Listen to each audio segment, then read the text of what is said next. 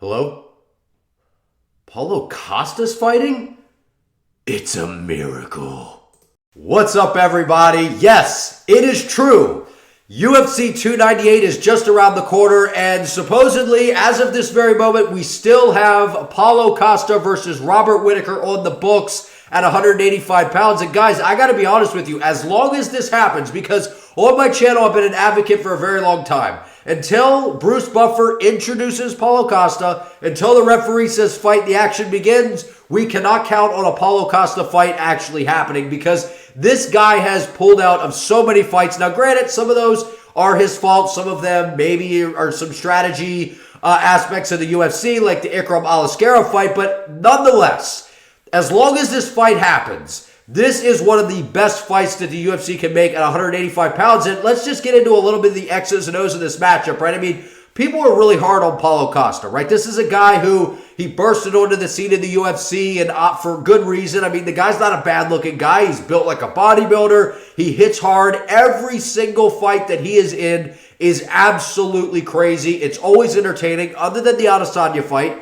Every other fight to his name since he has been a part of the UFC is guaranteed fireworks. That's why Paulo Costa is still on the roster. That's why he has a fan base, because one, the guy's pretty funny. We got to give it to him. He's kind of a walking meme at this point. The whole secret juice, all of these different things. But when push comes to shove and it's time to get serious and get in the cage, there's no doubt about it that Paulo Costa is a vicious marauder. This guy is super aggressive. He's big for the weight class. He has tremendous power in his kicks. And I know a lot of people want to refer to Paulo Costa as this huge knockout artist. But guys, that's really not true when it comes to Paulo Costa. He does have good power, but he's more of kind of a volume guy where he starts to close you down up against the fence, starts to swarm you and overwhelm you with volume and pressure. And those kicks, yes, they are very powerful and they can't hurt you. But with his hands, it's a lot more of swarming you with combinations, closing you down, backing you up against the fence, because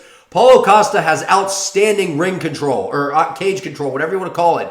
He is very, very good at cutting the cage off. So the reason this matchup is so interesting is because Robert Whittaker is one of those guys, he's kind of in that heavy karate stance where he's got really good in and out movement. He kind of darts in and out, blitzes. He's got a really good jab that he uses at various angles. He's got a good right hand. And we all know about the 1-2 high kick that he loves to throw, his signature combination. This fight's so interesting because what we saw in Robert Whittaker's last outing against Dricus du Plessis, we saw what happened with DDP. We saw that he was able to, in that second round, start to close down Robert Whittaker, get in his face, not allow Whittaker to sit on the outside and play kind of that point style pick and poke at you type of game, where I believe Paulo Costa is going to also try to implement that game plan. Now, I'm not saying that Paulo Costa is Dricus du Plessis, but I would definitely say that I think Paulo Costa is going to make it very hard for Robert Whittaker to just scoot around on the outside in this fight. I believe that Robert Whittaker is going to have to bite down and sling some leather in this matchup to get the job done. Now, I know that people are going to point out the wins of Paulo Costa, right? I mean, and that's fair game. I mean, he beat Luke Rockhold, and it was kind of like a barn burner. And it's like, well, Luke Rockhold's not even on the roster. He was kind of on the downfall there. Then we go back to, the Marvin Vettori fight, that whole disaster where Costa just shows up and is way overweight. So that fight happens at 205. And then so the list goes on and on. But outside of that Adesanya fight, we saw what Paulo Costa is capable of. We saw him just march forward against Yoel Romero, and everyone's like, oh, he walked down Yoel Romero. And it's like, yeah, that's cool. And, I mean, that's great. But by the same token, we've never seen anybody do that to Yoel Romero. We've never seen someone, not have any respect for Yoel Romero's power. He just walked through this guy, walked forward, kept coming, kept swarming him up against the fence. Yoel Romero ate some shots that I still don't know how he didn't fall from those. I mean, there was a head kick that Costa threw where you just see Yoel Romero's entire face just disform. It's insane. And yet that fight goes to decision. A lot of people were kind of split, thinking that maybe Romero won. But at the end of the day, Costa got the job done. He was not able to turn around and fight Adesanya because of, I think, some injuries or whatever. So Romero gets the shot. But nonetheless, Paulo Costa has not beaten someone that is currently in the UFC right now. That's a fact. It's the unfortunate truth.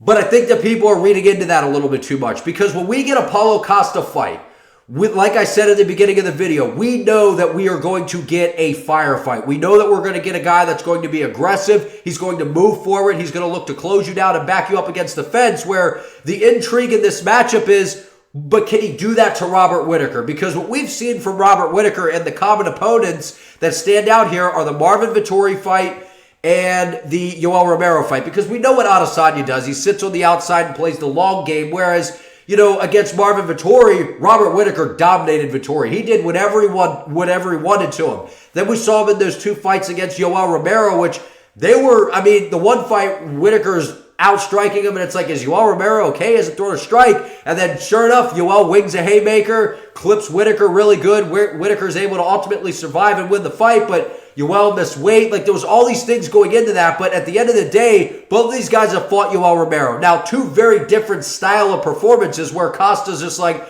I don't care what you're doing, Yoel, I'm just walking forward the whole time. And whereas Whittaker, he's like, okay, I'm going to bob and move, I'm going to sit on the outside, I'm going to try to set you up.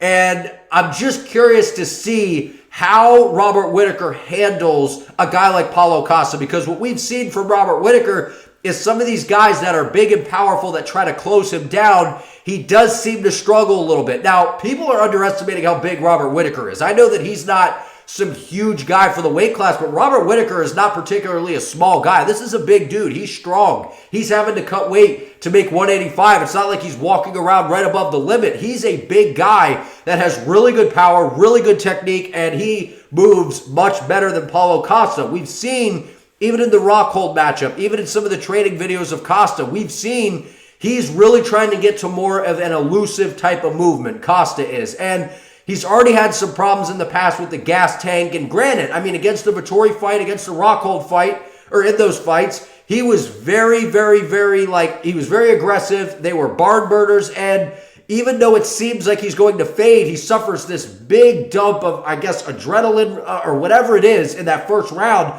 And after that, he seems to be okay. So I know a lot of people talk about his gas tank being poor, but if you watch those fights back, he kind of gets that second win. He kind of has this drop-off, gets through the round, and then comes out, and his gas tank seems to be rejuvenated. He doesn't have the best gas tank, but it's still not as awful as people think, in my opinion. But the big question is Robert Whittaker going to be too fast for Paulo Costa, and is Costa going to be able to catch him and close him down in order to unload those combinations that we know Costa likes to throw? Because in every matchup that we've seen Paulo Costa win, what does he do that's very effective? One, he has really good takedown defense that I don't think he gets the credit he deserves, because we saw what he did against Romero. We saw against Vettori. When you try to take this guy down, or even against Rockhold, he usually will make you pay. That ended up being the worst moment of the fight for Luke Rockhold, was shooting on Costa, because Costa was able to land some good shots in close, bust up the nose of Luke Rockhold, and that affected his breathing for the rest of the fight. So, Robert Whittaker, I would say, he has an advantage in the wrestling department. The question is he going to pick that route against Paulo Costa, which maybe he will, to try to blow those arms up of Paulo Costa, fill him up with blood, make him a little slower, a little more tired, to where Whittaker can then start to kind of pick at him. But make no mistake about it, Paulo Costa, heading into this matchup, absolutely believes that he is going to beat Robert Whittaker. He's going to take the center immediately. He's going to move forward. He's going to put him on the back foot and try to close him down. Now, I do believe that Robert Whittaker is going to have a significant speed advantage. He moves a lot better.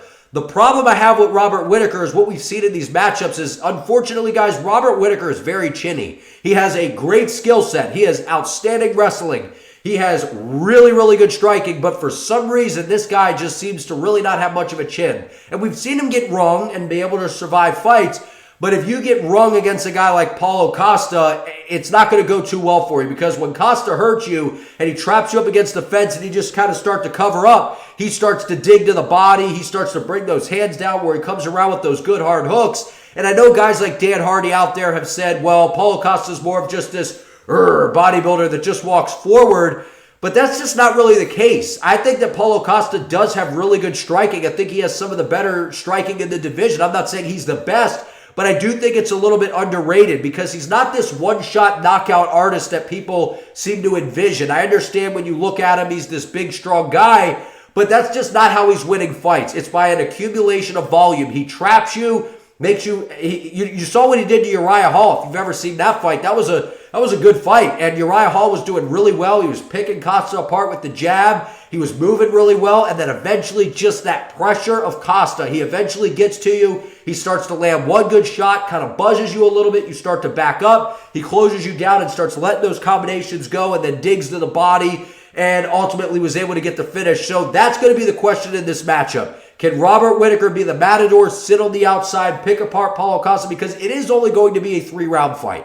So I do believe that gives a little bit more of an advantage to Paulo Costa. Well, not really an advantage, but gives Paulo Costa a better chance to where if this was 5 rounds and it gets into the later rounds, right, I think we could all agree Robert Whittaker would have that advantage. But I believe we see some sort of finish. Now, it's very possible that if Whittaker wins this fight, he's just going to be able to tag Paulo Costa. But Costa, outside of that Adesanya fight, this guy's durable as hell. He's tough as nails, and he doesn't get finished. So I don't know that if anyone's getting finished in this fight in 3 rounds, guys would have to lean towards Robert Whittaker getting finished, which I know sounds crazy because we haven't seen Paulo Costa beat a guy that's currently in the UFC. But at the end of the day, Paulo Costa he's a nightmare. He's a hard guy to deal with because you have to remember with Izzy's really long. He has outstanding striking, and he's able to sit on the outside, whereas Whittaker's going to try to play that game, but he doesn't have those long, tools and attributes that Adesanya has to keep Costa away, where we've seen guys struggle with that. Now, I do believe, and I would lean towards Robert Whittaker in this matchup, but it's going to be a hard fight. And I just think that if Robert Whittaker comes in focused, he fights behind the jab, he uses that lateral movement and doesn't allow Costa to trap him and close him down, I think Robert Whittaker has a lot of success. But I want to hear what you all think down in the comments. Like this video, comment below who your early prediction is for this matchup. I'll do a more in-depth breakdown as we get closer to the fight. But I appreciate you all. See you next time.